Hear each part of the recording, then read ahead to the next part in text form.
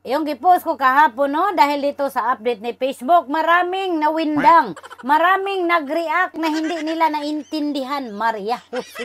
Hindi porket na dumating na yung August 31 ay hindi kayo nagkaroon ng content monetization, ay wala na kayong chance. Kung ikaw dyan, walang ads on reels, walang bonus, walang in-stream ads, walang content monetization, kahit umabot pa ng December 1, December 2025, 2026, pwede ka pang ma-invite sa content monetization.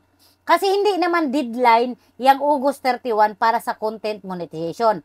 Yung August 31, deadline yan para sa lumang tools na hindi ka na pwedeng kumita. So, kung monetize ka ngayon sa ads on reels, bonus, and stream ads, kailangan ka magkaroon ng content monetization, wala pang August 31. Kasi kapag hindi ka mabigyan, kahit meron kang ads on reels, meron kang bonus, meron kang in-stream ads, hindi ka nakikita dyan. So, kailangan mong mag-antay. So, hindi niya sinabi, pagdating na August 31, stop na yung hiring sa content monetization. Walang ganon.